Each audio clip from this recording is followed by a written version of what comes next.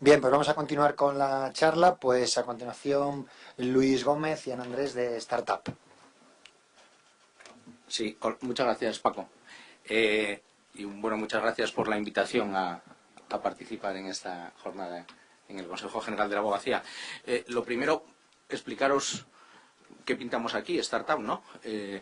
Bueno, pues es sencillamente porque tenemos mucha experiencia en materia de Esquema Nacional de Seguridad y de ISO 27000, que tienen mucho que ver, y que tenéis una guía entre las manos editada por AENOR, que es el reflejo de esa experiencia que hemos adquirido a lo largo de los años en implantaciones de esos estándares, ¿no? Es decir, lo único que podemos aportar nosotros es experiencia. Y esa experiencia, ahora que vais a perdonar la expresión, estáis todos un poco acojonados con los peligros del ciberespacio, pues esa experiencia, lo primero que quiero decir, nos señala que no hay que tenerle miedo al Esquema Nacional de Seguridad. Es el primer mensaje que quiero dejar muy claro, que el legislador no se volvió loco al hacer el Esquema Nacional de Seguridad, sino que es una cosa sencilla, fácil, ágil, útil, que se puede hacer perfectamente, que se puede abordar perfectamente. Me vais a permitir, me gusta contar, porque nosotros, digamos que somos, vamos a decirlo así, de provincias, hemos adquirido tanta experiencia, hemos hecho, pues, no sé, 300 ISO 27000, 50 esquemas nacionales de seguridad, y es sencillamente porque tuvimos la visión hace unos años de poner el foco de nuestra actividad precisamente en ese asunto. Y fue a través de una metáfora muy potente que yo escuché en una conferencia hace ahora 10 años, ¿no? Era una empresa de cable, y el conferenciante contaba que Internet y la sociedad de la información era como la conquista del salvaje oeste. Decía, rimando las con la sardina del cable, que el ferrocarril, que fue lo que integró la economía norteamericana, era el cable, la diligencia era la DSL. Decía que Billy el Niño y Bill Gates se parecían, y sacaba unas fotos y efectivamente se parecían, ¿no? Y él contaba que lo que faltaba por llegar era el sheriff y el juez, que pusiera orden en aquella conquista salvaje del oeste norteamericano. Bueno, y eso nos abrió los ojos y pensamos, nosotros vamos a situarnos ahí, vamos a esperar ahí que va a botar la pelota al juez y al sheriff, que son en definitiva los estándares y las leyes. Y el estándar es el estándar ISO 27000 y la ley es el esquema nacional de seguridad.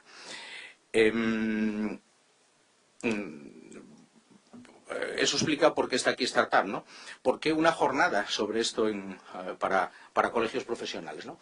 Por la amabilidad del Consejo General de la Abogacía, de Red Abogacía, de Paco en particular, pero por una razón, porque los colegios profesionales, en definitiva, sois empresas de servicios en las que vuestro material de trabajo es la información.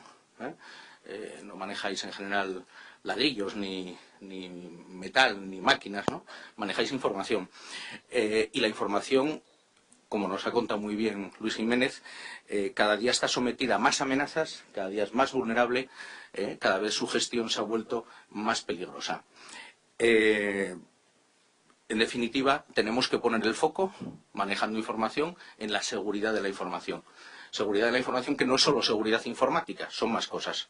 Son cosas organizativas, son cosas de cumplimiento normativo, es decir, es un abanico más amplio que la seguridad informática, y que integra pues conceptos como la confidencialidad, como la disponibilidad, como la integridad, la trazabilidad, etcétera.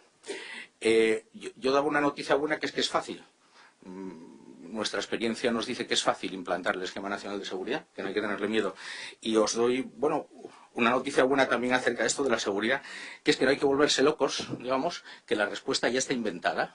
Es decir, nos levantamos por la mañana y vemos en los medios de comunicación toda una avalancha de noticias sobre incidentes de seguridad, desde sanciones a accesos no deseados, a colapso de sistemas informáticos con un coste importante para las empresas.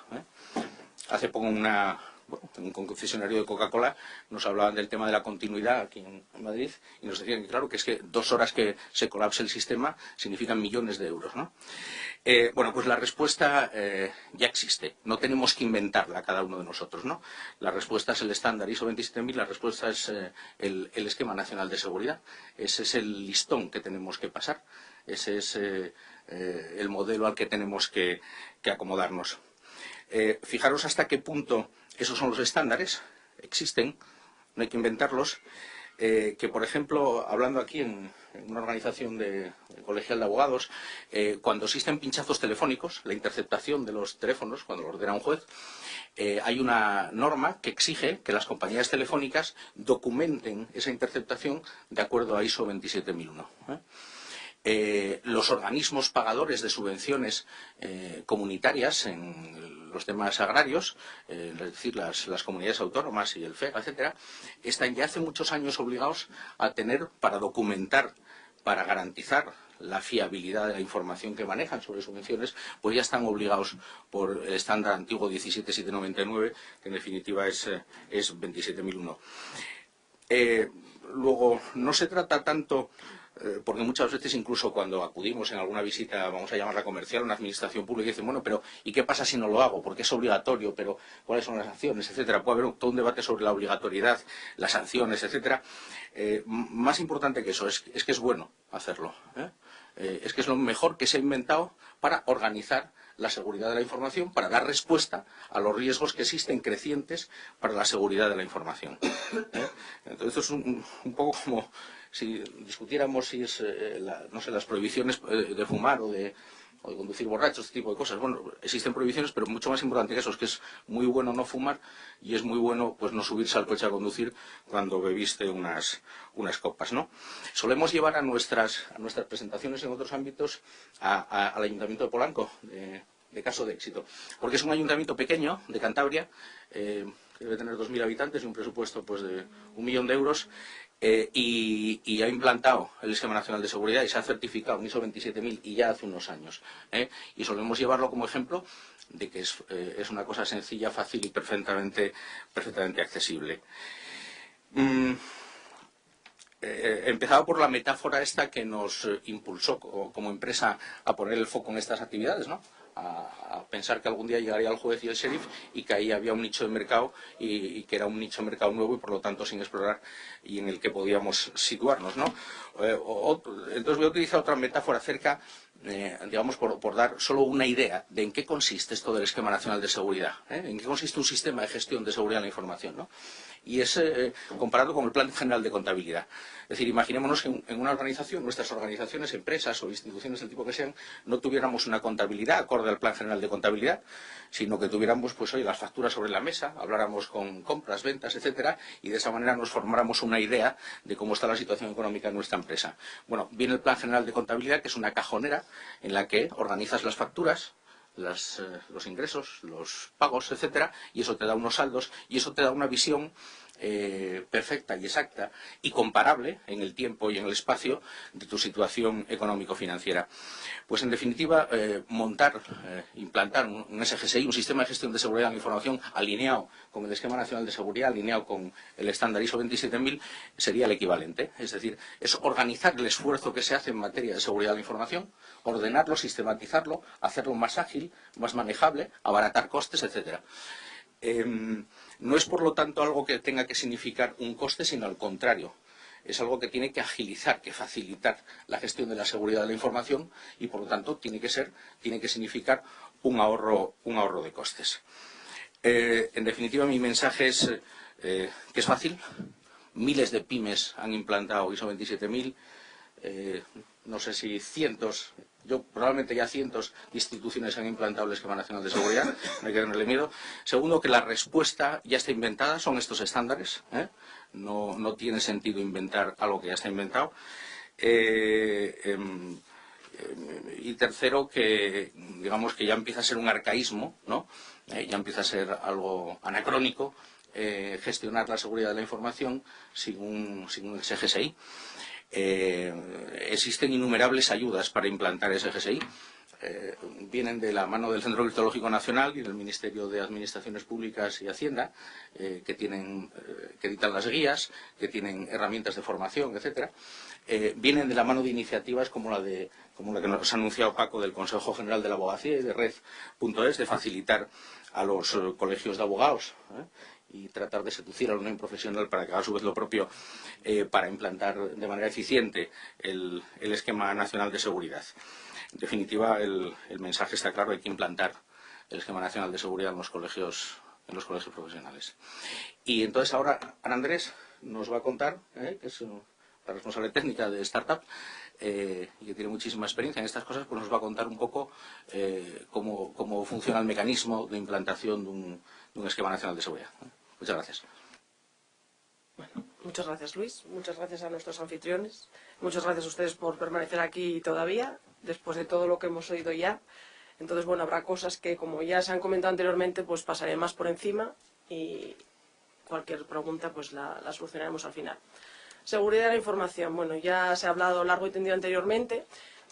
Sin embargo, una puntualización me gustaría añadir. La información es un activo importante y cada vez más valioso, sobre todo cuando somos empresas de servicios. Por lo tanto, es lógico, razonable y algún día tenía que llegar en el que por fin apareciera como algo a tratar con su propia entidad, ¿no? No como algo por ahí diluido en nuestra organización, sino que, bueno, que la información ya merece un trato específico y de la misma manera que protegemos nuestros edificios y nuestras máquinas y nuestras personas, pues lógicamente también la información necesitaba un tratamiento. Cuando hablamos de seguridad de la información, muchas veces lo primero que nos viene a la mente es el tema de la confidencialidad. En principio la idea es, oye, que mi información esté conmigo y solo la compartiré con quien me interese, me importe o sea necesario. Sin embargo, hay otras dimensiones de la seguridad de la información que son tanto más importantes que la confidencialidad. Por un lado tenemos la integridad. Necesitamos que nuestra información esté completa y correcta en todo momento, porque si no, no nos valdría para los fines y los usos que le vamos a dar. También necesitamos que esté disponible, que esté ahí, y es un punto como muy tecnológico a veces, puesto que en principio nuestra información está prácticamente toda, cada vez más, en soportes electrónicos. Por lo tanto, bueno, aparte de perder un papel, que sería la falta de disponibilidad de hace unos años, pues ahora que nos falta un fichero, que nos falta un dato, tiene muchas implicaciones tecnológicas y a veces parece que no pertenecería al ámbito de la seguridad y sin embargo así es. Y luego también tenemos la trazabilidad y la autenticidad. Evidentemente, en todo este mundo interconectado, con tanto las personas como los sistemas están interconectados, necesitamos fiarnos, necesitamos saber con quién estamos hablando, quién ha hecho qué, por qué lo ha hecho, tenía autorización, qué ha pasado, si ha habido un error o si ha habido un fallo, poder saber investigar qué es lo que ha ido pasando. Por lo tanto, cuando hablamos de seguridad de información, no estamos hablando únicamente de que no se nos filtre información, que no aparezca en manos de quien no deba, sino que además tenemos que tener en consideración otra serie de aspectos. Razones para los fallos de seguridad. Puesto que tenemos todas estas facetas que considerar, pues lógicamente muchas, ¿no? Un fallo energético no es algo que la gente perciba a priori como un fallo de seguridad, y sin embargo es uno y realmente no de los menores. Que nos quedemos sin electricidad durante un periodo a veces muy breve de tiempo puede ser un trastorno bastante considerable, porque no nos va a funcionar nada, no vamos a tener nuestra información disponible, se nos pueden corromper los ficheros, bueno, pueden ocurrir cosas extrañas y de todas maneras nuestra actividad se pararía. Por lo tanto, nos va a ocasionar unas pérdidas. Los virus informáticos y toda su familia, evidentemente ahora ya no podríamos hablar de virus únicamente, tendríamos que hablar de malware, acceso y uso indebido de terceros. El volumen de información y el volumen de sistemas no es un aspecto menor. Evidentemente es mucho más fácil de controlar una empresa pequeña o un sistema pequeño y que esté cerrado o con muy pocas conexiones, y cuando tenemos mucho volumen de información, muchos sistemas interconectados, porque evidentemente tenemos muchos más puntos de fallo que tenemos que considerar y que tenemos que tener en cuenta para proteger nuestra información. Por supuesto, fraude y uso legítimo de información, errores humanos. Evidentemente nadie está libre de errores y tenemos que intentar que sean los menos posibles o que por lo menos que no nos causen demasiado daño. Cambios, nuestra infraestructura cada vez más complicada, cada vez más compleja, los cambios tecnológicos son muy rápidos y a veces pues se cambian las cosas por unas determinadas necesidades y no se contemplan las repercusiones que tienen en otros lados de los sistemas, ¿no? Y bueno, evidentemente cuando tenemos muchos elementos en nuestras redes, pues cualquier fallo en cualquiera de ellos nos puede dar un disgusto. ¿Qué es lo que podemos hacer para controlar todas estas cosas que nos pueden pasar? Pues tener un sistema de gestión. Evidentemente podemos ir apagando fuegos, lo cual no suele ser muy eficiente ni muy eficaz. Entonces la idea es crear un sistema que pueda de alguna manera tener todos estos aspectos de alguna manera por lo menos sobre la mesa, ¿no? Y de alguna manera esta cajonera, como comentaba Luis, para poder decir, vale, no voy a tener yo montones de cosas y voy a intentar que no se me escape nada, sino que voy a tener un orden y un concierto y voy a intentar hacer las cosas de una determinada manera. Un sistema de gestión, para cualquiera que esté familiarizado con las normas ISO, pues un sistema que te permite organizar y controlar tus actividades. Un sistema de gestión de seguridad de la información se va a ocupar expresamente de garantizar que la seguridad de la información. Es decir, todos estos 5 parámetros que se han comentado anteriormente. Beneficios. Otro aspecto que no he comentado hasta ahora y sin embargo bueno, es cada vez más preocupante es el tema de las exigencias legales y reglamentarias. Cada vez tenemos más leyes, más directivas europeas, más leyes nacionales, más reglamentos para distintas profesiones, para distintos asuntos. Por lo tanto, la complejidad de cumplir con todos los requisitos que poco a poco se van planteando para la información, pues exige más esfuerzo. Con este tipo de sistemas de gestión, pues va a ser otra cosa más que podemos controlar con ello. Mantener y reforzar ventajas competitivas, puesto que vamos a ganar en eficacia y vamos a poder responder mejor a nuestros clientes y a nuestros usuarios, lo cual también va a contribuir a que la imagen de nuestra organización por lo menos no sufra daños. Hoy en día cualquier fallo de seguridad de la información es motivo de titular en el periódico o de noticia en el telediario. Entonces, bueno, la idea es no aparecer ahí, ¿no? Procurar que la gente que nos compra, la gente que nos usa, que usa nuestros servicios, se fíe de nosotros para que nos siga usando y nos siga comprando y por lo tanto podamos seguir generando negocio. Por lo tanto, nuestra reputación tiene que permanecer lo más intachable posible. Todos los sistemas de gestión te permiten mejorar la eficacia. Ya sé que a veces la primera percepción siempre es, bueno, esto es más burocracia, esto nos va a llevar más trabajo. Bueno, en un principio, evidentemente, hay un trabajo que hacer para cumplir con las exigencias del modelo que vas a escoger, ¿no? Pero luego la idea es que, evidentemente, esto va a formar parte del día a día y que, en principio, lo que te va a evitar es tener que estar apagando fuegos. Por lo tanto,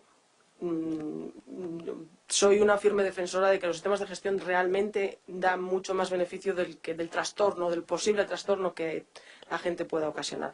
Sí es cierto que hay que intentar moderarse, ¿no? Y no hacer un sistema de gestión que pueda con el día a día. Y evitar multas o sanciones que, dependiendo de los entornos, pues puede ser más o menos preocupante o gravoso. En un principio, hace unos años, el estándar de facto para la seguridad de la información era la ISO 27001. Esta norma ya están incluso revisándola ahora ya. Saben que los sistemas en ISO siempre hay un periodo de revisión para las normas. Probablemente el año que viene ya tengamos una nueva versión, pero de momento la norma lo que te propugna es cómo tienes que diseñar tu sistema de gestión, qué elementos tiene, y te da un catálogo de medidas de seguridad para que tú decidas, en función de tus riesgos, qué es lo que debes hacer. La idea principal aquí es establecer un paralelismo, entre comillas, entre lo que te pide la norma ISO 27001, lo que te pide un esquema nacional de seguridad, para que sea que realmente, para gestionar la seguridad de una manera organizada, son más las similitudes que las diferencias. Nos da realmente lo mismo si somos una empresa privada o una empresa pública y qué modelo de gestión vamos a utilizar. Para una ISO 27000 tenemos que definir una política, lógicamente, tiene que haber un inventario de activos, es decir, qué queremos proteger, y tiene que haber un análisis de riesgos, qué podría pasar a esos activos que queremos proteger. Una vez que tenemos identificado qué podría pasar, decidimos qué medidas de seguridad tenemos que aplicar a esos activos para que no nos pase o para reducir los daños en el caso de que aún así pasara. Lógicamente, por muchas medidas de prevención que pongamos, algún incidente va a ocurrir en algún momento, porque hay demasiados factores que no se pueden controlar. Entonces, bueno, la idea es no solamente que prevengamos lo que puede ocurrir, sino que además tengamos mecanismos de reacción para solucionar lo que va al final a ocurrir en algún momento. Hay que implantar esas medidas de seguridad y hay que formar a la gente. Y luego hay que intentar mejorar eso continuamente, puesto que los entornos hoy en día, ya no solamente los tecnológicos, que es obvio y palmario, sino simplemente los entornos de negocio, los entornos de personas son cambiantes, lo único que no cambia es el cambio. Hay que estar permanentemente revisando y controlando que lo que tenemos nos sigue sirviendo y si no es así, tomar medidas correctoras. Y la herramienta fundamental para esto son las auditorías. El Esquema Nacional de Seguridad es un modelo para gestionar la seguridad de la información. Es una ley, un Real Decreto, que ya viene mencionado en la Ley 11/2007, por lo tanto, aplica a la Administración Electrónica. Sin embargo, a mí lo que me gustaría destacar es que, aunque esa es la finalidad legal, por así decirlo, realmente no deja de ser un modelo de gestión que podría aplicar cualquiera en cualquier entorno. Y, lógicamente, no ha salido de la nada, ha bebido de otras fuentes, entre ellas la ISO 27000. Por lo tanto, principios básicos que ya se han mencionado anteriormente, pero un poco por seguir la analogía. Se trata de que el principio más básico que tiene, o el primer principio básico del esquema nacional de seguridad es la seguridad integral. Es decir, todo esto que estaba comentando de que vamos a tratar de hacer un esfuerzo para controlar todos los aspectos que están implicados en la seguridad de información. Es decir, que hay que proteger, qué nos puede pasar y mirarlo en todos los aspectos, en los 5 parámetros de seguridad. No solamente ayer nos pasó, tuvimos un fallo aquí, vamos a intentar solucionarlo. Esa no es la manera de gestionar la seguridad, sino que tiene que haber un proceso integral y una manera consensuada de hacer las cosas. Hay una gestión basada en los riesgos. Evidentemente, si todos tuviéramos recursos ilimitados, pues sería muy bonito, serían unos proyectos preciosos, decir, bueno, vamos a hacer todo lo posible y lo imposible para garantizar nuestra seguridad. Sobre todo lo habido y por haber. Como normalmente no es el caso, y en los tiempos que corren muchísimo menos, la idea es, en el principio de proporcionalidad, que ya se ha comentado, decir, bueno, ¿qué es lo que tengo? ¿Qué es lo que me puede pasar en función de eso y de lo que yo puedo aportar? Vamos a hacer este tipo de cosas. No todas las organizaciones necesitan todo, ni de la misma manera. Por lo tanto, la idea es ver y escoger qué es lo que hay que hacer y por qué motivos, de una manera razonada y proporcionada a los recursos que tenemos. Prevención, reacción y recuperación. Como comentaba anteriormente, estamos en el mismo caso. Vamos a ver qué nos puede pasar. Vamos a prevenir, vamos a intentar poner medidas. De alguna manera también es el tema de las líneas de defensa. Vamos a poner distintas medidas para prevenir que pasen cosas, aún así pasarán. Bueno, pues vamos a ver qué hacemos para solucionarlas y los daños que se ocasionen, pues hay que intentar tener medidas para recuperarse. ¿Cuál es la filosofía? Controlar nosotros la situación, no que la situación nos controle a nosotros. Ya hemos prevenido y tenemos medidas para reaccionar, ya la situación no nos va a controlar. Una vez que ocurra, sabemos lo que tenemos que hacer. No tenemos que reinventar la rueda, no tenemos que buscar a ver dónde encontramos soluciones, sino que ya las tenemos en la casa, ya están definidas y ya todo el mundo debería saber lo que hay que hacer. Y eso es un ahorro considerable de tiempo, de dinero y de dolores de cabeza. Líneas de defensa. Tiene que haber diversas capas porque, lógicamente, vamos a tener muchos tipos de amenazas, tenemos muchos tipos de activos y cada cosa requiere su particular solución. Una evaluación periódica, insisto, el cambio lo tenemos ahí y es el pan nuestro de cada día, por lo tanto, en 6 meses lo que hemos decidido hoy probablemente esté un poco desfasado, en 1 año estará desfasado, en 2 años pues probablemente la situación será tan distinta que nos maravillaremos, ¿no?, de cómo estábamos hace 2 años. La función diferenciada, que se ha comentado anteriormente, esto es muy importante porque, lógicamente, cada persona en la organización tiene sus funciones, tiene su trabajo y tiene su percepción de cómo son las cosas y cómo deberían ser las cosas. En función del puesto que tienes una visión distinta. Aquí, lógicamente, si el que administra, además decide la seguridad, puede haber compromisos de la seguridad. En función de, pues ahora tenemos menos recursos, tengo menos gente, pues voy a derivarlo aquí o voy a derivarlo allá. La idea es, de alguna manera, volviendo al hilo de un esfuerzo integral de lo que hay que hacer, es decir, bien, yo tengo mi visión, este otro señor tiene otra visión, en otro sector tenemos otra visión, hay que intentar consensuar qué es lo mejor que podemos hacer con lo que tenemos y dada la situación que hay. Eso solo lo puedes lograr si tienes gente distinta en distintos puestos y dictando su distinta versión de los hechos. Si una persona únicamente lo hace todo ella, pues al final puede que a lo mejor sea maravillosa y ella misma llega a compromisos que se hubieran llegado de otra manera, pero bueno, no suele ser lo habitual. Lo normal es que cada uno tengamos nuestra percepción y nuestras filias y nuestras fobias. Por lo tanto, una persona siempre derivará hacia donde le parece que tiene que ir más. Si tenemos a varias personas, cada una tirando para un lado, en algún momento tiene que haber un punto de consenso y tendremos una visión más global de lo que tenemos. Requisitos mínimos. Hay un listado terrible de requisitos mínimos y la gente se pregunta, pero vamos a ver, es que si tengo que hacer todo esto, además de lo que ya estoy haciendo, bueno, no, error. Estos requisitos mínimos son cosas muy razonables y que la inmensa mayoría de las organizaciones están haciendo. Es imposible que no haya una organización de la seguridad, aunque no sea formal, aunque no esté definida con tantas palabras, aunque nadie haya pensado a lo mejor en esos términos acerca de ello. Pero hay alguien que se está ocupando de actualizar los antivirus, fijo. O sea, es imposible que nadie funcione hoy en día sin un mínimo de seguridad. No puedes tener un ordenador, ni uno solo hoy en día, sin un mínimo de seguridad. Por lo tanto, alguien está haciendo algo en la organización. ¿De acuerdo? Evidentemente, la ley propugna una serie de mínimos. No vale a lo mejor solamente con lo que tenemos. Pero que nadie se llama engaño. Algo tenéis, algo está ahí. Análisis y gestión de riesgos. Esto, la parte importante es cuantificar realmente esos riesgos. La percepción del riesgo la tenemos todos. Cualquier administrador de sistemas piensa, bueno, ya está aplicando una serie de medidas de seguridad en función de los riesgos que le está percibiendo o en función de los riesgos que la organización percibe. Siempre se le da más importancia a unos sistemas que a otros. Siempre se ponen más filtros para llegar a unos datos que a otros. Puede estar la LPD por el medio también, eso ayuda siempre a hacer filtros, pero además hay una serie de información de la organización que, como nos importa más, vamos a poner más aparte, ¿no? No vamos a ponerla tan pública. Ese tipo de consideraciones son las que hay que poner en blanco y negro. Ese tipo de consideraciones son las que permiten discutir a varias personas, a varios sectores de la organización sobre qué tenemos y cómo lo tenemos y por qué estamos derivando esfuerzos hacia aquí y no hacia aquí. ¿Es eso correcto? ¿No es correcto? Hay que cambiar el enfoque y descubrir pues, potenciales agujeros de seguridad o potenciales esfuerzos que realmente ya han perdido su sentido. A lo mejor con el tiempo, en su momento tuvieron motivo, ahora ya pues a lo mejor han perdido su razón de ser. Gestión de personal. En cualquier sistema de gestión y de todas maneras, por extensión, en cualquier organización necesitamos personas formadas y cualificadas para hacer su trabajo. No es que no las tengamos, es que el cambio nos exige que estemos permanentemente actualizándonos.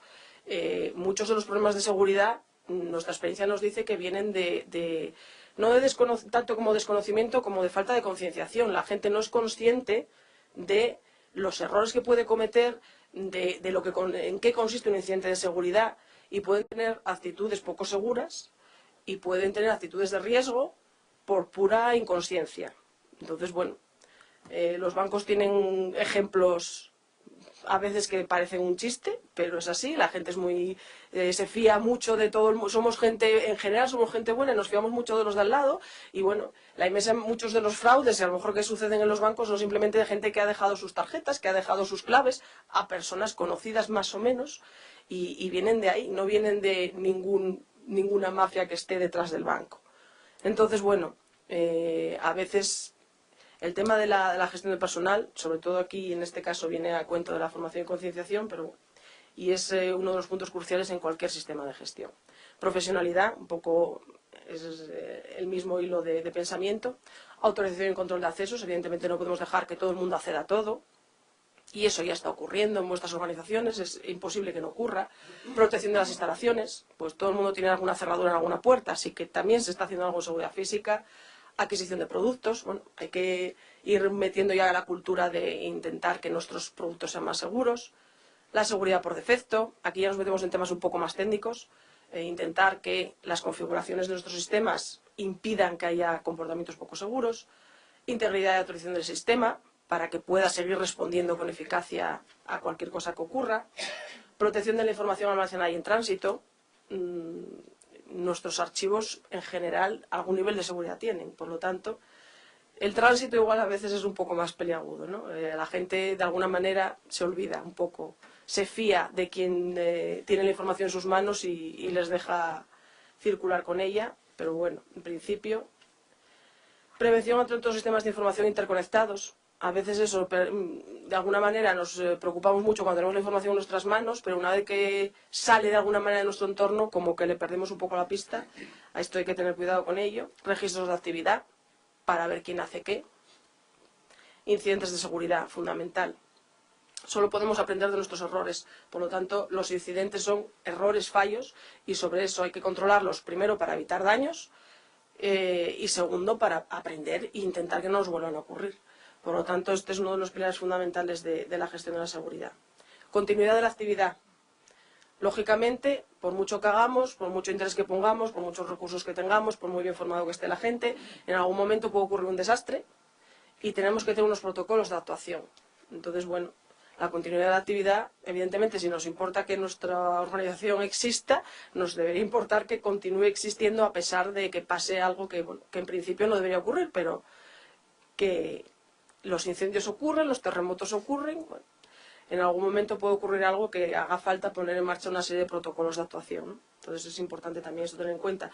Y muchas veces, lo que encontramos es que sí, en la cabeza mucha gente tiene esos protocolos, no sé, ya lo hemos pensado, lo hemos discutido, incluso hemos hecho algún procedimiento, pero muchas veces no está plasmado documentalmente, no está registrado, ni está revisado, pero bueno, sí que es algo en lo que la gente piensa, ¿no? Mejora continua del proceso de seguridad. Nuestra propia actividad nos obliga a poco ir solucionando las pegas que le encontramos y ir mejorando. Por lo tanto, esto no es seguridad informática, seguridad de información es otra cosa.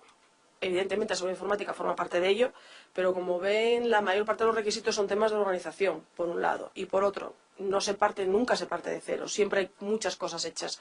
Por eso es un poco lo que decía Luis de que esto es fácil. Si realmente muchas de las cosas, yo creo que una de las grandes virtudes del esquema nacional de seguridad es que no hay nada que nadie sensato pueda decir, pero ¿a quién se le ocurrió poner esto, no? Son cosas de sentido común, son cosas que si no se están haciendo, realmente yo creo que cualquier persona razonable puede decir, bueno, vale, no lo hemos hecho, pero sí que lo habíamos pensado, o no lo hemos hecho porque, bueno, evidentemente las circunstancias ahora mismo tampoco son las mejores, pero sí que son cosas que no llaman la atención de decir, bueno, es que esto es rarísimo, es que esto es muy complicado, es que esto nos queda fuera de nuestro alcance. No es así. En general, evidentemente, cada cosa tiene su dimensión, cada requisito tiene su dimensión, pero aún así son cuestiones que cualquier organización medianamente seria y que tenga un cierto interés en seguir en el tiempo funcionando va a tener que tener en cuenta, si no es ahora, será más adelante. Diferencias entre la ISO y el esquema. Pues lógicamente la norma ISO es opcional, eso lo puede hacer quien quiera en el momento que quiera, y el esquema nacional de seguridad es una obligación legal para todos aquellos que tengan administración electrónica. También está ocurriendo que mucha gente con la obligación legal de aplicarlo a la administración electrónica está ampliándolo a otros servicios. La verdad que es bastante sensato y nosotros la verdad que también lo recomendamos mucho a nuestros clientes, ¿no? Que si bueno, tienes una serie de servicios electrónicos y además tienes una serie de servicios internos, bueno, pues la verdad que es mucho más práctico tener un plan de seguridad para todos, homogéneo, en las mismas bases y en los mismos términos, para todos los servicios, tanto los de administración electrónica como los internos. Entonces, bueno, obligación legal únicamente es para la administración electrónica. En la ISO, el alcance lo decidimos nosotros, qué información queremos proteger. En el Esquema Nacional de Seguridad, legalmente solo tendríamos que aplicarlo a la información que nos sirve para prestar los servicios electrónicos. De nuevo, lo mismo que con los servicios. Si tienes n número de informaciones y otro n número de temas que son de uso interno, pues lo lógico, lo práctico es ampliarlo y hacerlo todo en el mismo lote. En la ISO hay que analizar los riesgos de los activos que se identifican y de la misma manera en el esquema hay que hacerlo con la salvedad de que además antes hay que haber hecho una categorización de los sistemas que vamos a ver un poco más en detalle a continuación. En la ISO se escoge de un catálogo de 133 controles y en teoría es opcional, ¿no? Escoger de esos 133 los que a ti te parecen oportunos. En el Esquema Nacional de Seguridad el catálogo tiene 75 medidas, aunque realmente las similitudes son muy numerosas, y hay una serie de medidas obligatorias para cada nivel. No podemos coger únicamente las que a nosotros nos apetezcan, sino que hay unos mínimos establecidos en la ley. Dicho lo cual, la correspondencia entre el Esquema Nacional de Seguridad y la ISO, pues como hemos visto hasta ahora, tienen bastantes similitudes. Tiene que haber una política, tiene que haber un compromiso de la dirección, lógicamente, porque son los que dan los recursos para ejecutar estos proyectos.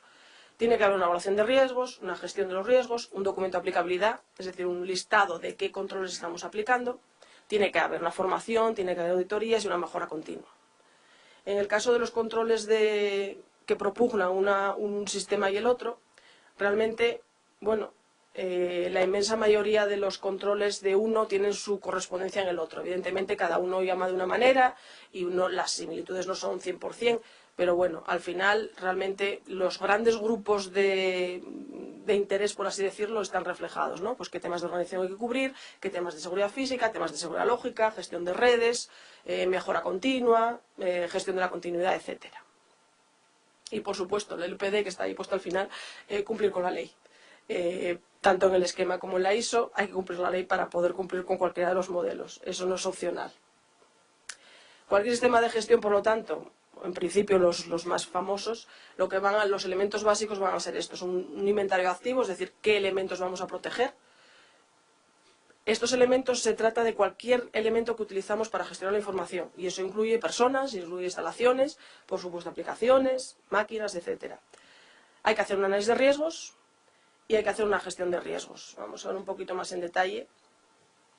En un proyecto de implantación, en la planificación, lo primero que hay que hacer es establecer un poco ese perímetro de actuación en el que vamos a hacer el plan de seguridad, por llamarlo de alguna manera. Recopilar información sobre lo que tenemos y los objetivos que se pretenden cumplir. Y luego hay que desarrollar lo que sería la parte documental del sistema. Por un lado, las políticas normativas, en el caso del Esquema Nacional de Seguridad, que además de una política de seguridad hay que tener unas normativas para los usos de los sistemas de información, para los controles de accesos, etc. En el Esquema Nacional de Seguridad haríamos una categorización de sistemas, luego después análisis de riesgos, el documento de aplicabilidad identificando qué controles vamos a aplicar y cuáles no. En el caso de la ISO habría que encima justificar cuáles vamos a aplicar y cuáles no. Procedimientos y formación sobre los procedimientos. Y una vez que tenemos eso implantado, pues hay que aplicar la mejora continua. Bueno, no voy a insistir mucho porque ya estuve hablando de ello. Un tema importante también son los comités de seguridad. Tanto en ISO como en esquema te dicen que haya un grupo de gente que se encargue de, lógicamente, definir los objetivos, trabajar para que se cumplan, verificar si se cumplen. Y en esos objetivos están pues tanto los objetivos de riesgo como los objetivos de negocio, etcétera. Es decir, ¿qué queremos hacer con la seguridad? ¿A dónde queremos llegar? ¿Qué es lo que estamos haciendo? ¿Lo estamos haciendo bien? ¿Lo estamos haciendo regular? ¿Lo estamos haciendo mal? Si lo estamos haciendo mal, ¿por qué? ¿Cuáles son las soluciones a tomar? Tiene que haber un grupo de gente entre los que están los órganos superiores, porque son los que evidentemente tienen la potestad para establecer objetivos y para proporcionar recursos. Y bueno, y lógicamente pues tiene que haber distintos sectores de la organización implicados. Un poco, definir políticas, definir conjunto de activos, identificar los sistemas. La categoría de los sistemas, hay una cuestión, se utiliza la misma nomenclatura que en la LOPD, pero no es exactamente lo mismo. Los sistemas para el Esquema Nacional de Seguridad pueden ser de nivel bajo, de nivel medio o de nivel alto. Entonces, puede llamar a engaño. La cuestión está que los sistemas de nivel bajo se supone que son sistemas evidentemente sí existen e importan para la organización, pero no son críticos para la misma. Un sistema de nivel medio ya tiene su fallo, su error, un problema con ese sistema daría serios problemas de funcionamiento de la organización, y un sistema de nivel alto pondría en peligro la organización. Por lo tanto, es importante porque luego lo que decidamos acerca de nuestros sistemas va a decidir qué grupo de medidas de seguridad tenemos que aplicarle. Lógicamente, el grupo de medidas de seguridad que aplican al nivel bajo es mucho más escueto que el grupo de medidas de seguridad que aplican al nivel alto. Entonces, para categorizar los sistemas, identificamos tanto los servicios que prestamos, la información que necesitamos para dar esos servicios y valoramos los 5 parámetros de seguridad en esos 3 niveles, bajo, medio, alto. El valor más alto que tengamos va a ser el valor que le vamos a dar, el nivel de criticidad de nuestro sistema. En el Esquema Nacional de Seguridad no te obligan a seguir ningún método de análisis de riesgos. Sin embargo, la recomendación, la obligación sí que es de elegir una metodología reconocida internacionalmente. Afortunadamente para todos nosotros tenemos una de cosecha propia, que es Magerit, con una herramienta asociada que es Pilar, lo cual soluciona muchísimo la papeleta. En cualquier metodología de análisis de riesgos medianamente seria, lo que vamos a encontrar es que un conjunto de amenazas que pueden aplicar a los distintos tipos de activos, vulnerabilidades que pueden aplicar a esos activos, se va a valorar el impacto que tendría que ocurriera una amenaza sobre ese activo y se valoraría la probabilidad. Un algoritmo de estos factores es lo que nos da el nivel de riesgo. Entonces, realmente el análisis de riesgo es una labor laboriosa, valga la redundancia, y con Pilar la verdad que es mucho más rápido hacerlo, mucho más cómodo. Bueno, no voy a insistir mucho más. Para cada uno de los activos hay que valorar un montón de parámetros, por lo tanto, si por favor utilicen una herramienta, si es Pilar, encima mucho más cómodo. Lo que tenemos que hacer cuando tengamos ya el análisis de riesgos hecho es ver, en función de, además de las medidas de seguridad que nos dice el esquema que tenemos que aplicar por el nivel del sistema, es ver qué otras medidas tendremos que poner sobre esas, ¿no? O a lo mejor, bueno, hacer que sean más estrictas, dependiendo ya de nuestros requisitos y nuestros riesgos.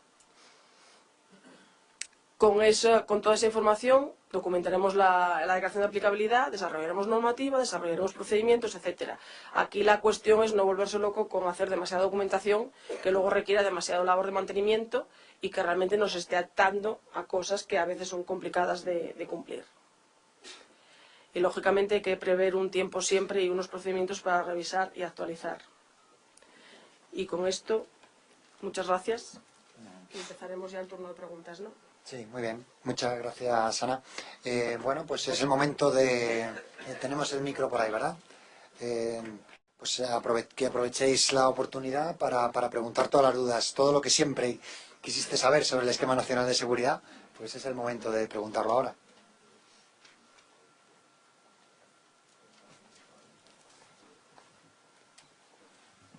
Hola, buenos días. Yo tengo una pregunta con respecto a la categorización de los sistemas. Si es posible establecer una similitud o una analogía con la categorización que se puede hacer en un plan de continuidad de negocio.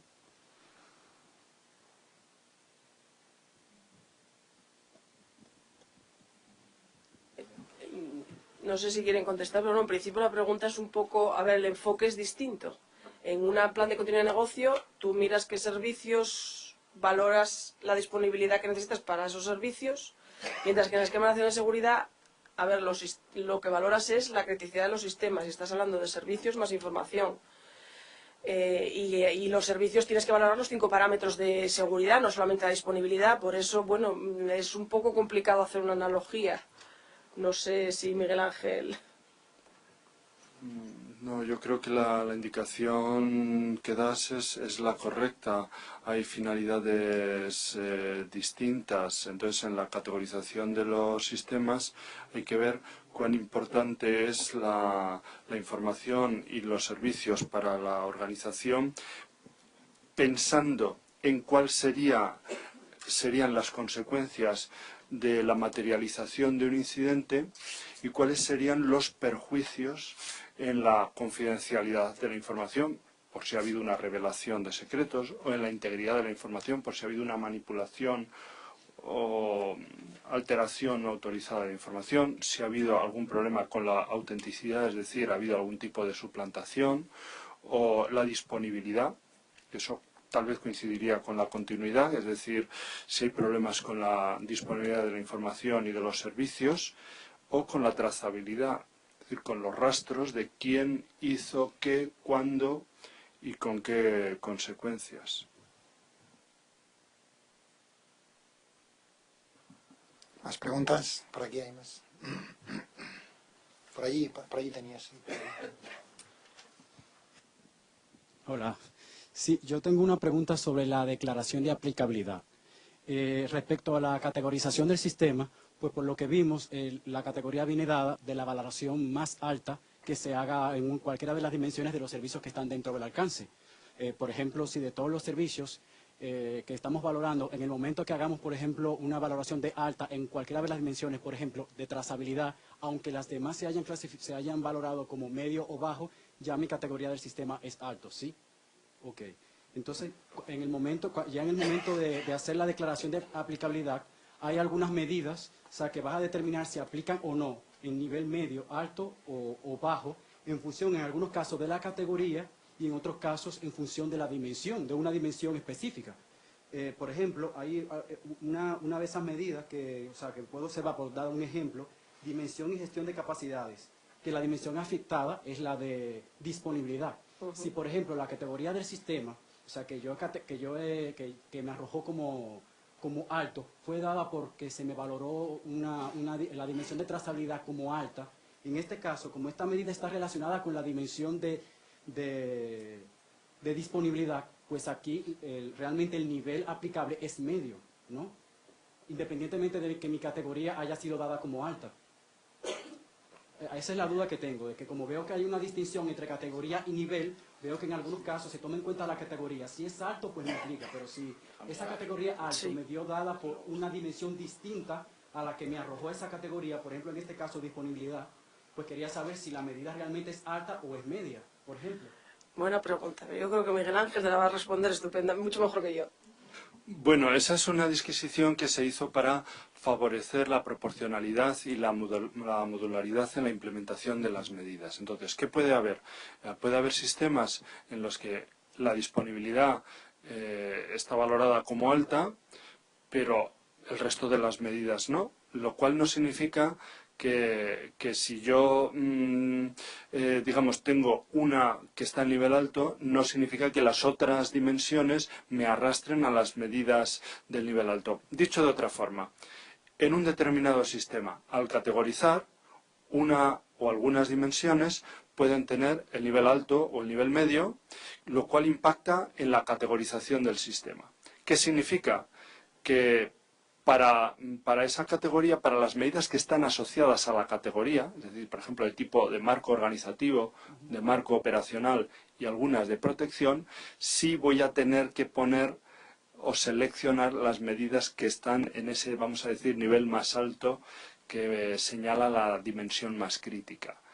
Pero para las otras dimensiones que no contribuyeron a esa valoración, que pueden estar en medio o en bajo, voy a seleccionar las medidas que correspondan a medio o bajo, porque si no se daría una situación que lo estuvimos viendo un poco anómala, es decir, que escenarios en los que una dimensión, una o algunas dimensiones, disponibilidad o confidencialidad, tiene una valoración alta, y si no se produciría una situación anómala, y es que obligarías a toda la disponibilidad, trazabilidad, autenticidad, integridad, etcétera.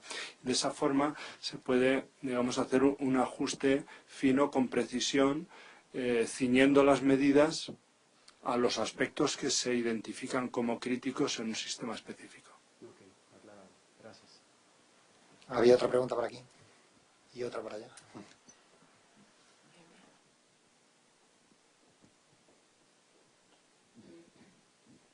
Sí, esta pregunta es para Luis Jiménez. Me ha extrañado muchísimo que entre las estrategias que estáis marcando para defendernos del cibercrimen no tengáis previsto para nada acciones de tipo judicial legal. O sea, me explico. Para mí, como planteamiento, es decir, lo que has estado haciendo, es decir, hasta qué punto, digamos, este caos selvático que tenemos, que ha reflejado ahí como para dar pánico si esto se emite por televisión, entonces está como al margen de la ley. Entonces yo personalmente, como profesional, me rebelo contra la inanición. Es decir, y me explico, es decir, tú has comentado, es que hay empresas que de alguna manera se oponen a que vamos a ayudarlas porque le han robado la información, que has dado de cifras de millones impresionantes que asustan, los 27.000 millones solamente de Inglaterra en un año.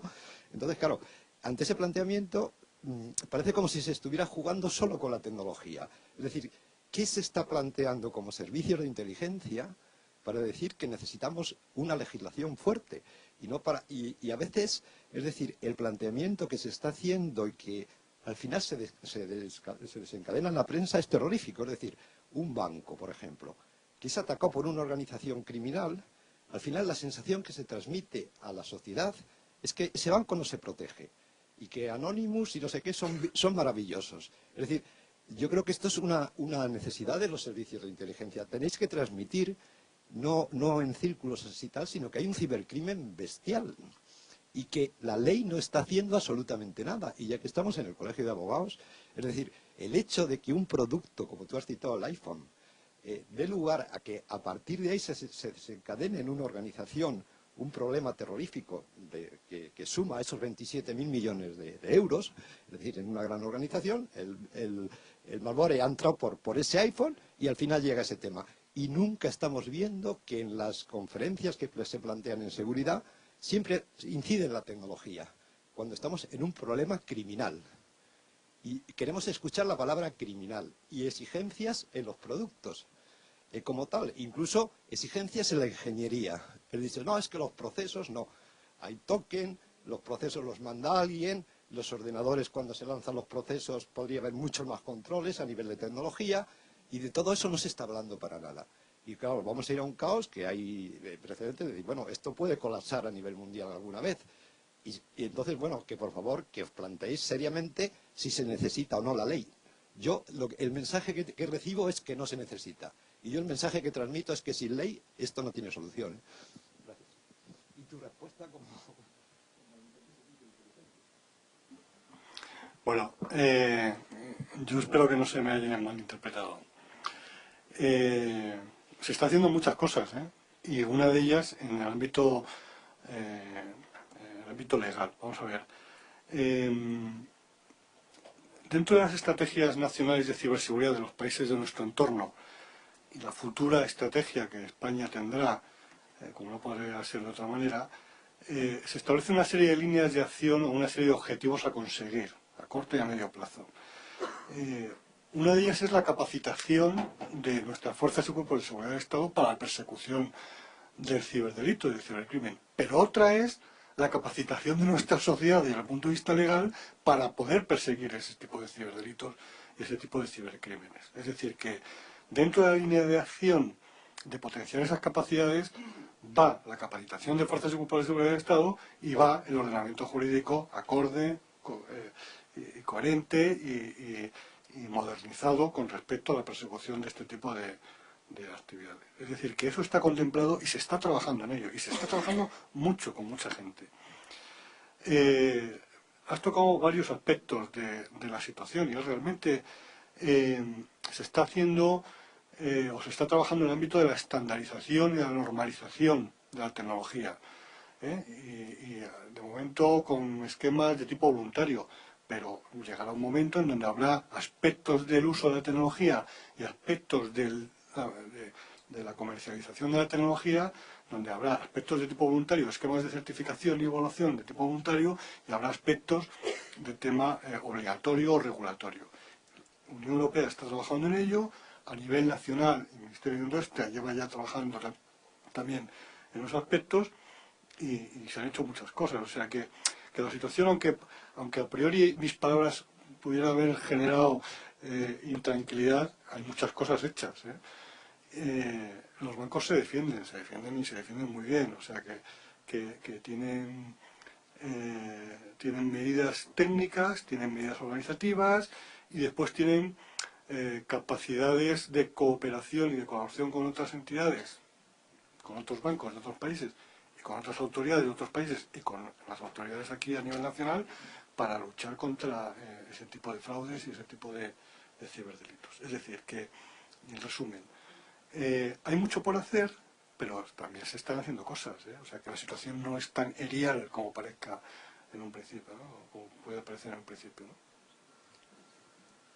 Sí, pero me parece muy bien la respuesta, pero no sé si no me he explicado bien. Por ejemplo, hemos visto, por ejemplo, digamos que hechos como lo que se ha estado hablando en España de Falciani, donde aparece, has citado bancos, uno de los mayores bancos europeos, en un país, Suiza en concreto, llevando más de 8 o 10 años lavando dinero negro, digamos, haciendo una evasión de impuestos que ha sido la mayor denuncia en la historia española para pillar a defraudadores de impuestos.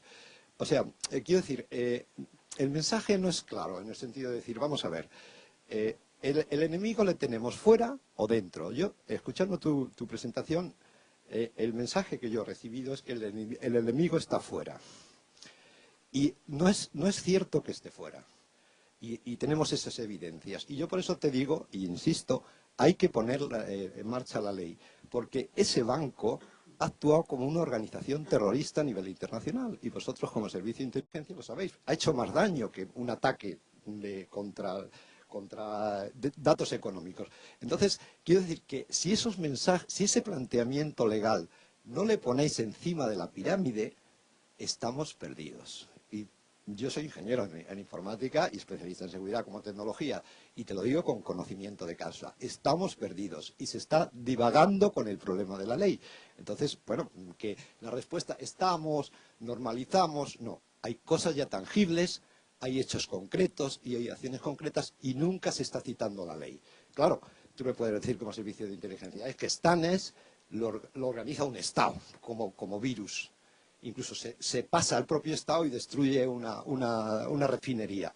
Bien, por servicios de seguridad de un país puede hacer armas y pueden ser informáticas, como ha dicho, estamos en una guerra de ciberseguridad, pero no hay una ley general, es decir, y también hay leyes de guerra. Es decir, entonces, esto es muy peligroso para la sociedad de la información. Yo lo digo desde el planteamiento de que estamos intentando transmitir acciones de confianza. Y luego, si un ciudadano va hacia la ley, no hay ley. En esto no hay ley. Ahora mismo no hay ley. Y hay que ser críticos con nosotros mismos. Coincido plenamente contigo en el sentido de que hay unos vacíos legales muy grandes, muy importantes. Pero la situación... vamos a ver. El tema que has comentado...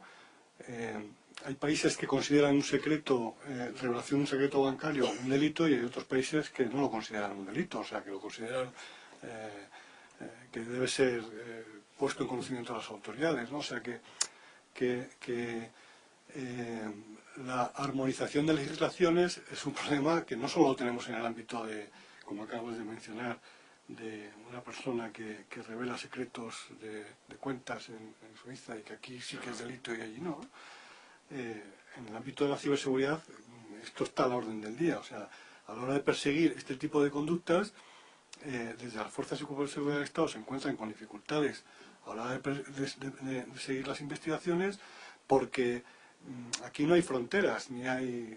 o sea, el ciberdelito en el ciberespacio no conoce fronteras y no conoce nacionalidades. O sea, y existen esas dificultades. ¿Existen vacíos legales? Por supuesto.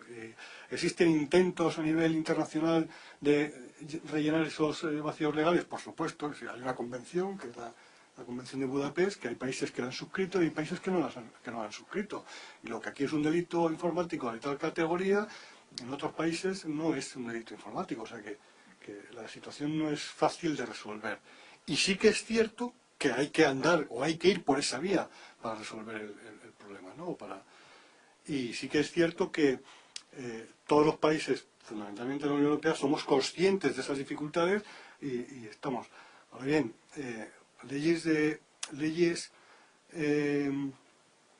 leyes informáticas o leyes que trabajen en el delito informático o modificaciones del Código Penal o modificaciones de leyes procesales para introducir toda la parafernalia o casuística del delito informático no es fácil.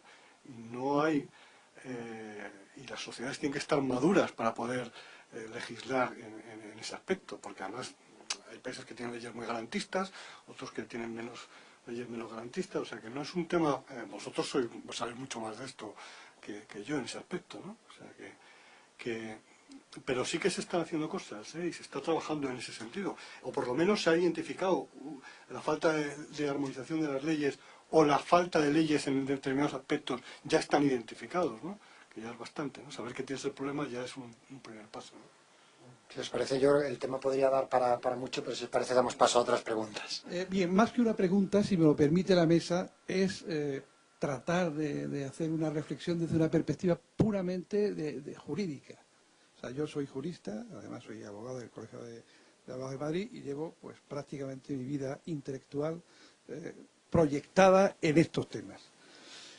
En primer lugar, digamos, no estar de acuerdo con el planteamiento que se hace, no estar de acuerdo no en tanto a que es insuficiente el grado de divulgación, sino no estar de acuerdo en cuanto a que el proceso, todo el proceso en el que estamos inmersos, la sociedad de la información, sea algo que está ajeno o está siendo tratado con, digamos, de una forma lábil por el sector jurídico. No es así. Y tan no es así como que la ciberseguridad, tema del que hablaremos en los próximos tiempos mucho y largo y tendido, la ciberseguridad tiene dos componentes básicos y esenciales. Uno es el tecnológico y otro es el jurídico. Una cosa es lo que haya sido hasta ahora los mundos tecnológicos y jurídicos y otra cosa es lo que está siendo y vaya a ser en un futuro. Es tan así que los teóricos de la ciberseguridad no la conciben sin esas dos patas y yo me atrevería a decir, si los tecnólogos me lo admiten, a un 50%. Lo jurídico y lo tecnológico. Ni que decir tiene lo que de eso deriva en ambos campos de pensamiento. O sea, la aproximación de esos dos mundos, considerados como vacas sagradas de la intelectualidad, por sí cada uno de ellos, aproximarlo indudablemente es un reto grandísimo. Pero ciertamente esa es la única forma de plantear una ciberseguridad efectiva. Lo que acabas de decir respecto a la sociedad de la información, y me acuerdo de primero de Derecho, ubi societas ibi ius. O sea, esta nueva sociedad necesita un nuevo derecho. Y este es el reto para todos los juristas, no solo abogados, no solo abogados, jueces, fiscales, registradores, notarios, abogados del Estado, y según mis referencias y por los estudios que tengo hechos de estrategias comparadas, en todas aparecen los organismos judiciales. Entonces, es de presumir que la estrategia de ciberseguridad española no se quede atrás. Y me imagino que en algún momento hablará del Consejo General del Poder Judicial, hablará de la Fiscalía General del Estado, hablará del colegio de los colegios de abogados, o hablará de los abogados del Estado, por decir solo algunos. Quiere decir que, visto lo que se está haciendo en el mundo respecto a las estrategias de ciberseguridad, es de prever que la española, que va a ser la última, va a ser infinitamente mejor que esas. Por lo tanto, deduzco que tendrá un planteamiento en la rama judicial profundo, y tan profundo que obviamente contemplará, me imagino, el desarrollo del marco legal que arrastra infinidad de cosas, pero que no solamente se viene haciendo, o sea, se hará a partir de la estrategia. Recordar, si aquí hay juristas y que estén en el mundo del derecho penal, sabrá que la última reforma del 5 de julio de 2010 del Código Penal, que entró en vigor exactamente el día 24 de diciembre, contemplaba, pues yo tengo parametrados como 10 o 15 retoques de artículos en los que se introducían la dimensión tecnológica en la comisión y, consiguientemente, en el tratamiento. Es de prever que esas modificaciones no solamente estén en el nuevo proyecto de Código Penal, sino en las modificaciones de la ley de enjuiciamiento y demás. Por tanto, lo que quería intervenir simplemente era para calmar la inquietud, digamos, procedente del mundo tecnológico, y decirle que en esto el mundo tecnológico y el jurídico van a tener necesariamente que caminar de la mano y van a ser responsables al 50% en todo lo que ocurra. Que por lo que acabamos de oír esta mañana al representante del Servicio de Inteligencia, no es una broma la que se nos viene encima. Perdonadme, pero es una pequeña... Muy bien, muchas gracias. Había más personas que querían intervenir. Hola, ¿qué tal? Soy Fernando Gómez. Yo tampoco voy a hacer pregunta. Yo no soy abogado, pero estoy en un sitio que no había estado nunca y voy a intentar poner una nota de humor y ser abogado del diablo. Hemos hablado de muchas cosas de muy alto nivel. El CNI, con perdón por la expresión, siempre acojona un poco, ¿no? Los espías. Bueno, yo nunca he estado aquí. Ustedes no me conocen y yo no les conozco. Me he encontrado con dos personas que sí que me conocen y yo sé que aquí hay una wifi que seguramente el servicio lo dará Telefónica por las IPs que da dentro, que ha habido un máximo de 20 equipos conectados, que María tiene un iPhone y Gemma tiene un iPad. Y alguien a su equipo la ha llamado Pisha, con X. O sea, ¿queréis que os des cuenta que yo no me he movido mucho? Tengo un iPhone 4 y sé todo eso, hasta que tenéis unos repetidores NetGear, uno de ellos encima de la máquina de rayos X, un mal puesto. O sea que la seguridad empieza por el escalón más bajo, que somos nosotros mismos. Nosotros somos los principales y primeros firewalls y antivirus. Y luego va subiendo y llega a organismos públicos y organismos de defensa. Simplemente eso. Gracias. Muy bien. Sí, por eso estamos haciendo nosotros el Esquema Nacional de Seguridad y los estándares, que nadie dice que seamos los mejores, ¿no?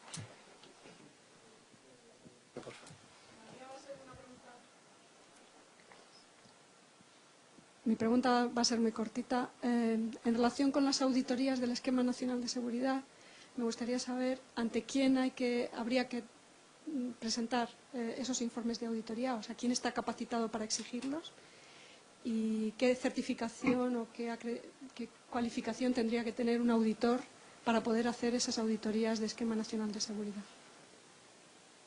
Gracias. Bueno, vamos a ver, el tema de las auditorías. Vamos a ver, cada entidad que tiene que hacer la aplicación o implementación del Esquema Nacional de Seguridad, pues es responsable de realizar las auditorías. Y luego esos informes de auditoría pues tienen que verse en esa organización por el responsable del sistema, el responsable de seguridad, etcétera. Bueno, vamos a ver, este no es un mundo, vamos a decir, perfecto y muchas personas se habrán dado cuenta de que falta la cumbre de la pirámide. así como en el modelo de la protección de datos de carácter personal, pues los informes de auditoría pueden quedar a disposición o quedan a disposición de la Agencia de Protección de Datos, pues aquí hay un modelo de responsabilidad de las propias entidades y, de hecho, cuando se habla de los mecanismos de control, pues se dice que cada entidad establecerá sus mecanismos de control para garantizar de forma real y efectiva el cumplimiento del Esquema Nacional de Seguridad.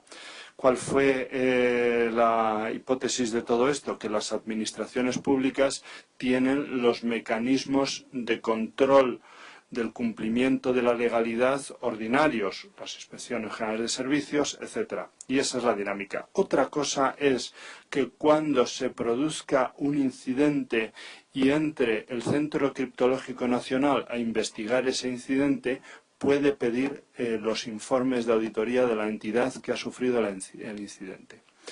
En cuanto... Eso, una parte. La otra parte, en cuanto a la realización de las auditorías, el propio articulado habla de los criterios y prácticas, criterios de conducta, prácticas y normas de aceptación generalizada. Y luego hay una guía, que es la guía 802, la guía CCN-STIC 802, que esa guía va repasando una serie de aspectos dentro de lo que es, digamos, la doctrina tradicional de auditoría, y ahí, bueno, pues incluye, algunas precisiones en cuanto al equipo auditor.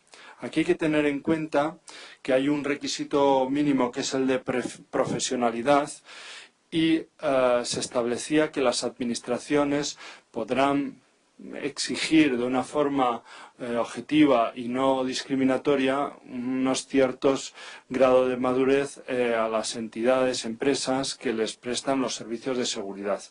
Aquí lo que no se podía hacer era poner nombres y apellidos por aquello de entrar en las certificaciones, etcétera, sino que lo que se ha establecido es que se puede exigir, digamos, un grado de profesionalidad, un grado de madurez, y estamos dentro de las prácticas, criterios de conducta y de trabajo de aceptación generalizada en el ámbito de la auditoría de tecnologías de la información. Yo creo, Paloma, que ha sido una pregunta muy atinada. Nosotros lo que hemos hecho ha sido, como entendemos que el Esquema Nacional de Seguridad no se sella, digamos, como tal, pues lo que hemos hecho ha sido hacer la certificación de la ISO 27001, que es muy parecida, digamos. Entonces hacemos los dos procesos paralelos y certificaremos la 27001 y el Esquema Nacional de Seguridad lo cumpliremos, digamos, aunque no exista, digamos, ese sello oficial, digamos. ¿Perdón? Ajá. Sí, ahí, Francisco, habéis entrado en un terreno, y es que hay un artículo en el que se establece que se publicarán las declaraciones de conformidad con el Esquema Nacional de Seguridad y aquellos otros distintivos de los que se sea acreedor en relación con la seguridad o con el propio esquema, con lo cual, bueno, pues es una práctica buena, muy buena, excelente. Muy bien. Yo quería aprovechar, ahora que hay representantes de varios colectivos, para preguntaros si algún otro colectivo pues de profesionales está avanzando en esta línea y queríais comentar qué es lo que estáis haciendo para enriquecimiento, digamos, general de todos.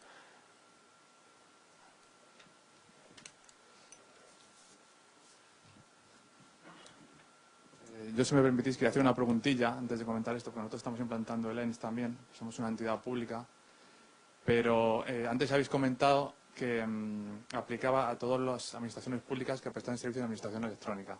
Entonces quería saber si había algún tipo de exclusión, porque me habían comentado que podía haber algún tipo de administración o entidad que por su naturaleza jurídica pudiera estar excluida. Yo no sé si existe eso dentro del Real Decreto o tiene que ser todo por obligación.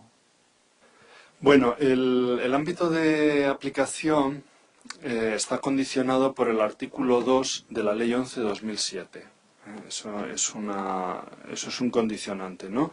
Y cuando se establece el ámbito de aplicación en el esquema se remite a ese artículo. Bien, de forma general, el Esquema Nacional de Seguridad es aplicable a sedes electrónicas, registros electrónicos y sistemas de información que tienen que ver con el ejercicio de derechos, el cumplimiento de deberes, el acceso a la información, situación del procedimiento, el procedimiento administrativo y diríamos también que lo que esté cubierto o incluido en la norma estatutaria de la entidad. El tema de las excepciones. Hay un artículo, que es el artículo 30, que trata un tema delicado, sistemas de información no afectados. ¿Cuáles serían en este momento los no afectados? Pues algún sistema que no entrara en todas las categorías que hemos citado antes. Pero bueno, pues es un asunto en el que no hay blanco ni negro, sino que son grises y por otra parte pues suele resultar bastante difícil encontrar sistemas aislados que no tengan más o menos un acoplamiento con todos los otros que puedan estar relacionados, digamos dentro del ámbito de aplicación. Al final, la seguridad no es algo fragmentado o parcial. La seguridad se aborda de una manera global.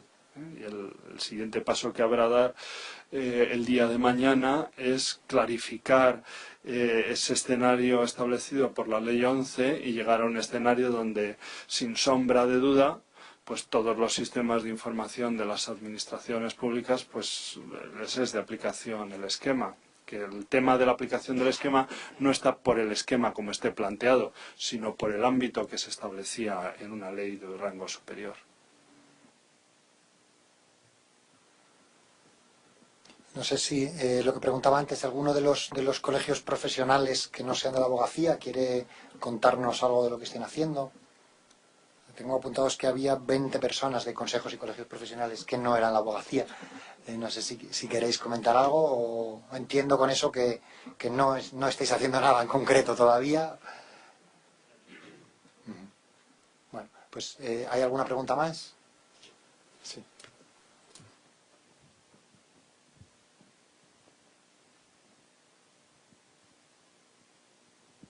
Bien, es una pregunta para Ana Andrés, de Startup. Es en cuanto al proyecto de puesta en marcha de certificación de los esquemas nacionales de seguridad, pues en los cientos, creo que son cientos los que hemos hablado de que ya están certificados, pues cuál es el tiempo de desarrollo de este proyecto y, si es posible, pues comentar algo acerca del esfuerzo necesario, no sé, horas hombres, personas, etcétera. ¿Vuestra experiencia? La certificación es en los sistemas ISO. ¿Vale? De momento el esquema no se certifica. Entonces, a ver, los sistemas ISO, hombre, depende del alcance que se le dé. Mínimo 3-4 meses, si es una entidad pequeñita, un alcance pequeñito. Y bueno, de luego, pues eso, 6 meses, un año en el caso, por ejemplo. Pero bueno, el caso del Consejo también es más complicado, porque es 27, es 20, es esquema, bueno, tiene otras particularidades, ¿no? Pero bueno, 3 a 6 meses, digamos que es un plazo habitual, típico. Y hombre, el esfuerzo ya, eso depende del cliente. Nosotros lo que vendemos es que os solucionamos la vida al cliente, entonces, bueno, si el cliente quiere dedicar 5 minutos, pues se dimensiona para que el cliente dedique 5 minutos. Eso es lo mínimo. A partir de ahí, pues bueno, ya la dedicación que se le quiera dar. Lógicamente, mínimo un interlocutor para el proyecto y a partir de ahí, pues de nuevo, pues todo aquel que la empresa considere que es oportuno. Evidentemente, cuanto más gente participe, más enriquecedor será el proyecto para todos. Y más, bueno, el sistema es como más rico también, ¿no? Más preciso, más imbuido ya en la cultura de la empresa, etcétera. Pero bueno, en principio entendemos que la gente tiene muchas prioridades hoy en día y hay muchos temas que tratar. Entonces, bueno, esto de alguna manera nosotros facilita, ya tenemos eso, el modelo, de alguna manera el modelo de hecho, ¿no? De cómo hay que afrontar el proyecto y entonces, bueno, eso facilitamos el camino, ¿no? Esa sería la idea. Aquí lo que nosotros estamos haciendo desde el Consejo es que vamos a hacer un piloto con unos colegios de abogados y vamos a extender el modelo, digamos, a otros colegios. Y también, digamos, estamos preparados para intentar extenderlo a otros colectivos profesionales con la ayuda de Unión Profesional. Entonces, en la medida en que un colegio se parece a otro, pues será más fácil, digamos, a partir de una implementación hacer otra. Y en la medida en que una profesión, que aquí ya es más distinto, se pueda parecer a otra, pues se puede aplicar, digamos, ese modelo, ¿no? Entonces, con esa idea de aprovechamiento es con la que estamos trabajando. Efectivamente, para otro colectivo que no se parezca en nada, con una organización que no se parezca en nada, pues ya será otro proyecto diferente. Una pregunta para Luis Jiménez. Se ha hablado mucho de que el nivel de amenazas que tenemos, cada vez tenemos más amenazas.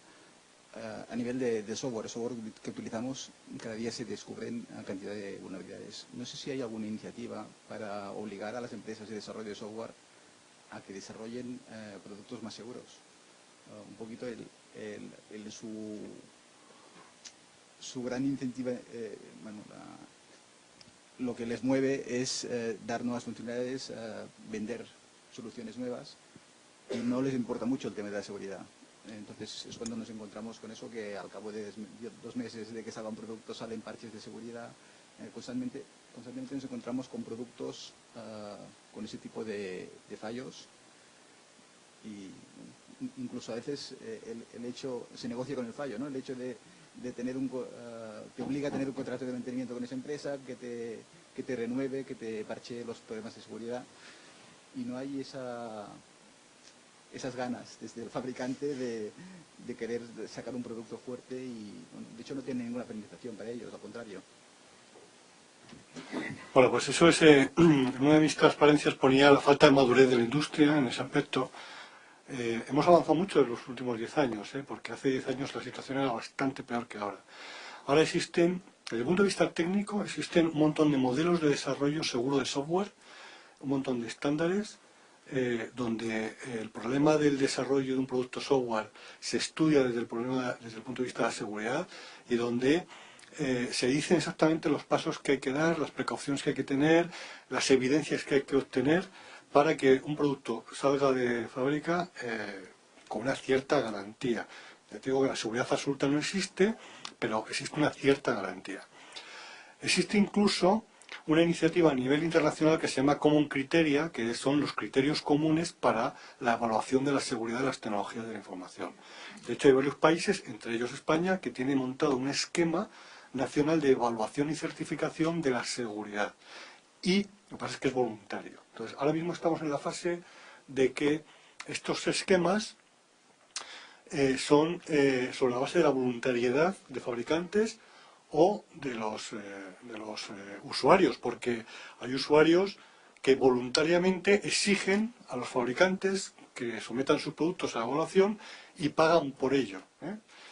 Hay un entorno, que es el entorno de seguridad y defensa, que no es voluntario. O sea, existen muchísimos miles de euros gastados en pruebas de seguridad del software, en aviónica, en aeronáutica, o sea, en toda la industria aeroespacial, en la industria de defensa.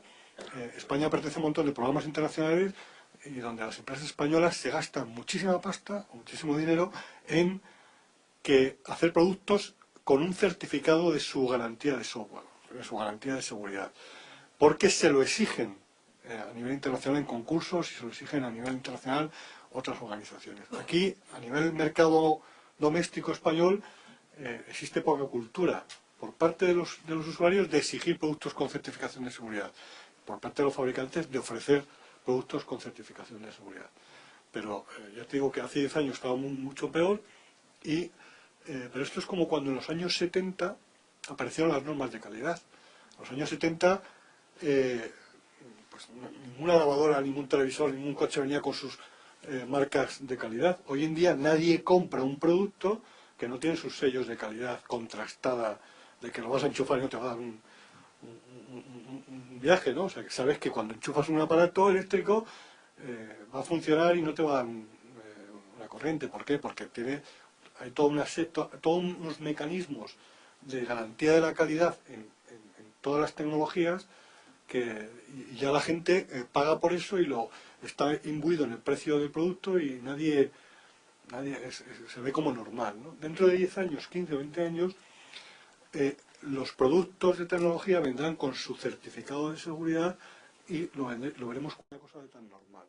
Pero todavía no estamos en ese estadio de evolución de la sociedad de la información. puede haber, si lo pide el usuario, si lo pide la sociedad, esa seguridad irá incrementando. Sí. Por otro lado, si el gobierno lo está exigiendo a los productos que está importando, sí. El fabricante también tendrá que ir ajustándose a esa... Claro. Claro, lo que pasa es que en las iniciativas que ha habido hasta ahora de promoción de la sociedad de la información se ha puesto en una balanza. Yo he sido testigo de múltiples discusiones a nivel de varios ministerios. Se ha puesto en una balanza, vamos a ver, ¿yo qué quiero? Promocionar la sociedad de la información, que la gente, que haya DSLs, que haya 3G, que haya dispositivos, que la gente use el ordenador, etcétera, etcétera. Televisión digital terrestre, o sea, todo lo que conocemos hoy en día de sociedad de información. Y, o sea, tengo que poner una balanza, ¿no? Funcionalidad, seguridad. Un equilibrio entre seguridad, eficacia, funcionalidad, seguridad, que hoy por hoy lo he basado en esquemas voluntaristas. En el futuro, a lo mejor, y por ahí van los tiros de la Comisión y todo lo que se está haciendo en estos temas a nivel internacional, de que poco a poco habrá que empezar a exigir reglamentariamente pues ese tipo de certificaciones y ese tipo de compromisos de los fabricantes con el tema de la seguridad, ¿no?